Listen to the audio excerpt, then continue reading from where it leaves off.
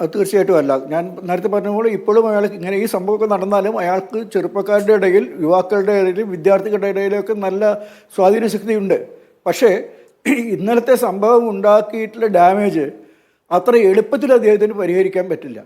കാരണം ഈ ഒരു സിസ്റ്റം ഇല്ലാതെ ഈ ഒരു പാർട്ടിക്ക് വർക്ക് ചെയ്യാൻ പറ്റില്ല. അദ്ദേഹം ഉദ്ദേശിക്കുന്നത് അധികാരം പിടിച്ചെടുക്കുക, സ്റ്റാലിനെ എതിർക്കുക, അതേസമയം തന്നെ BJP എതിർക്കുക എന്നുള്ളതൊക്കെ 2 പേരെയൊക്കെ 10 പേരെയും 100 പേരെയൊക്കെ സിനിമയിൽ നേരിടുന്നത് പോലെ രാഷ്ട്രീയത്തിൽ 2 പേരെ ഒരേ സമയം നേരിടുക എന്ന് പറയുന്നത് എളുപ്പമല്ല.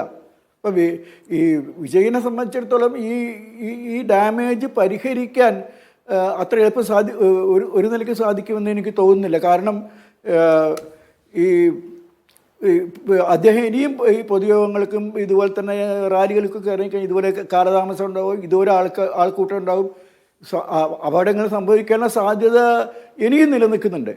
അപ്പോൾ നേരെ മറിച്ചിട്ട് ഞാൻ പറയും, ഇതുപോലെ ഇപ്പോൾ MGRൻ്റെയൊക്കെ മീറ്റിങ്ങുകൾ കണ്ട് 8 മണിക്കൂറും 10 മണിക്കൂറും വൈകിട്ടാണ് അദ്ദേഹം വരിക.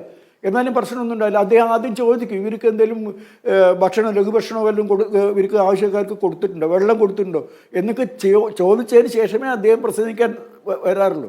എല്ലാ സ്റ്റാലിൻ്റെ മീറ്റിംഗ് ഇലക്ഷൻ സമയത്തൊക്കെ വന്നു കഴിഞ്ഞാൽ മണിക്കൂറുകൾ ഒഴുകാറുണ്ട്. അത് തമിഴ്നാട്ടിൽ വളരെ സ്വാഭാവികമാണ്. അപ്പോൾ അങ്ങനെ മണിക്കൂറുകൾ വൈകിയത് കൊണ്ട് ഇടയിലൊക്കെ പല തടസ്സങ്ങളുണ്ട്. ഇപ്പോൾ ജയലളിതയുടെ മീറ്റിംഗ് ചിലപ്പോൾ വൈകുന്നേരം 6 മണിക്കുള്ള പുലർച്ചെ 3 മണിക്കൊക്കെയാണ് 4 മണിക്കൊക്കെയാണ് അവർ എത്തിയിട്ട് ഞാൻ പലതിലും കണ്ടിട്ടുള്ളത്.